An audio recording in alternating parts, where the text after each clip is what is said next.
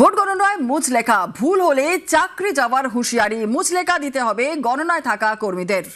Vote গণনায় মুচলেখা ভুল হলে চাকরি যাওয়ার হুঁশিয়ারি আর মুচলেখা দিতে হবে গণনায় থাকা কর্মীদের। আরো বিস্তারিত জানাবে সোমরাজ, রয়েছে আমাদের সঙ্গে। সোমরাজ, দেখো, নির্বাচন কমিশনের তরফে স্পষ্ট জানিয়ে দেওয়া হচ্ছে যে ভোট গণনার কাজে যদি ভুল হয়, কম্পাইলেশনের কাজে যদি ভুল হয়, তাহলে সংশ্লিষ্ট আধিকারিকের চাকরি পর্যন্ত যাবে। রাজ্যের মুখ্য নির্বাচনী আধিকারিক মনোজ কুমার আগরওয়াল স্পষ্ট জানিয়ে দিয়েছেন যে যদি গণনার কাজে কম্পাইলেশনে কোনো রকম ভুল হয় এবং আগামী দিনে সেটি যদি প্রমাণ হয়, তাহলে সংশ্লিষ্ট সরকারি আধিকারিকের বিরুদ্ধে 311 নম্বর ধারা প্রয়োগ করা হবে, অর্থাৎ বাধ্যতামূলক অবসর বা চাকরি থেকে বরখাস্ত। এই দুই পদক্ষেপের মধ্যে যে কোনো একটি পদক্ষেপ করা হবে।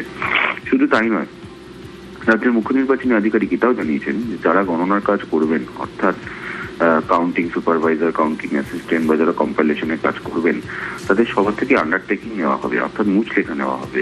কেনই মুচলেখা নেওয়া হবে? যে কোনো রকম যদি গাফিলতি করা হয় তাহলে তার দায়িত্ব তাদের।